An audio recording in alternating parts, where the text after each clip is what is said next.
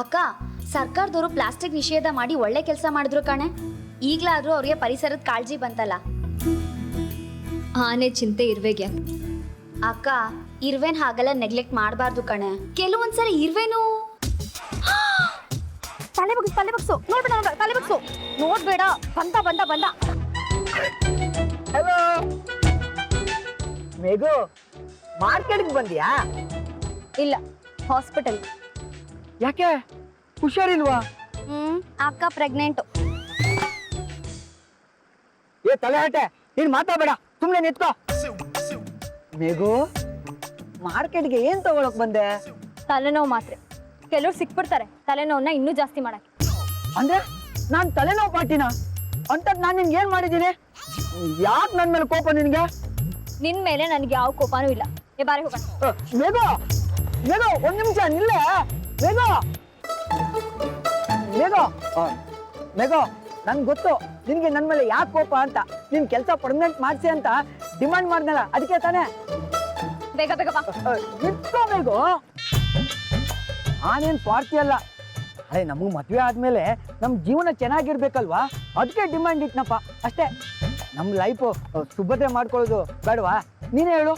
ಅದು ಅಲ್ಲದೆ ನಾನು ಇನ್ಶೂರೆನ್ಸ್ ಕಮಿಷನ್ ನಂಬ್ಕೊಂಡು ಜೀವನ ಮಾಡೋಕ್ಕಾಗತ್ತಾ? ಈ ಕೆಲಸ ಗ್ಯಾರಂಟಿ ಆದ್ರೆ ನಾಳೆ ನಮ್ಗೆ ಹುಟ್ಟೋ ಮಕ್ಕಳಿಗೆ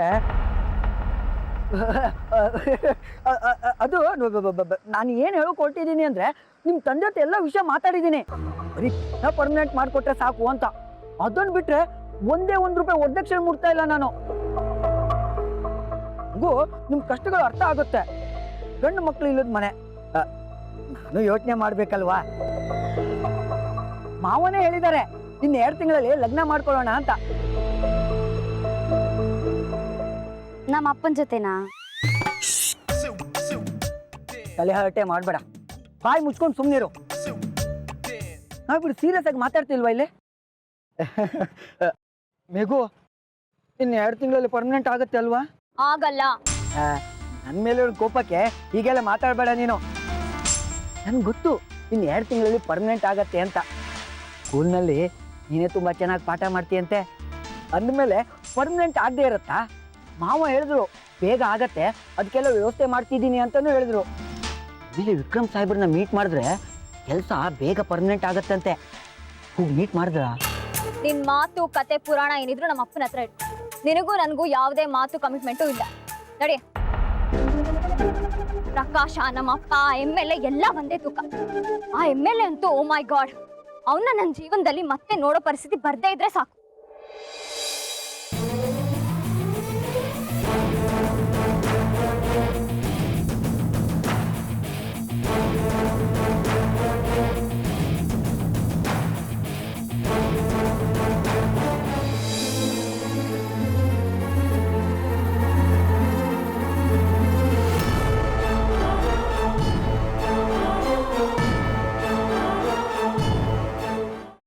ಅದನ್ನೇ ಮನಸ್ಸಿನಲ್ಲಿ ಇಟ್ಕೊಂಡು ಯೋಚನೆ ಮಾಡ್ತಾ ಇದ್ದೀಯಾ?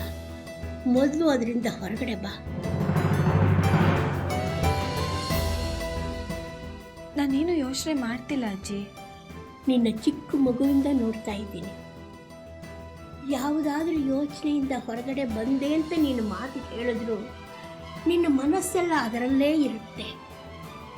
ಅದಿತಿ, ಯಾವುದ್ರ ಬಗ್ಗೆ ಯೋಚನೆ ಮಾಡ್ತಿದ್ಯಾ? ಶ್ರೀಚಕ್ರ ನಮ್ಮ ಕೈವಶವಾದ್ರೆ ಇಡೀ ಜಗತ್ತೇ ನಮ್ಮ ಪಾಳೆ ಪಟ್ಟೆ.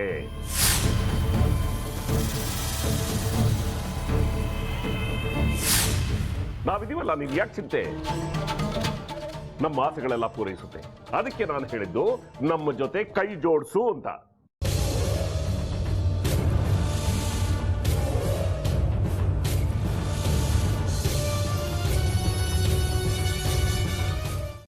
ವೆಜ್ ಖಾರ ಬಾತ್ ಮಾಡುವ ವಿಧಾನ: ಒಂದು ಬಾಣಲಿಗೆ ತುಪ್ಪ, ಸಾಸಿವೆ, ಕಡಲೆಬೇಳೆ, ಉದ್ದಿನಬೇಳೆ, ಗೋಡಂಬಿ ಹಾಕಿ ಹುರಿದು ಕರಿಬೇವು, ಬಾಡಿಗೆ ಮೆಣಸಿನಕಾಯಿ, ಕ್ಯಾರೆಟ್, ಬಟಾಣಿ, ಟೊಮ್ಯಾಟೊ, ಕಲ್ಲುಪ್ಪು, ಬೆಲ್ಲ, ಬಿಸಿಬೇಳೆ ಬಾತ್ ಪುಡಿ, ಅರಿಶಿನ, ರವೆಯ 3 ಅಳತೆಯಷ್ಟು ನೀರು ಹಾಕಿ ಚೆನ್ನಾಗಿ ಕುದಿ ಬಂದ ಮೇಲೆ ಹುರಿದ ಬನ್ಸಿ ರವೆ ಹಾಕಿ ಕಲಸಿ. ಈಗ ವೆಜ್ ಖಾರ ಬಾತ್ ಸವಿಯಲು.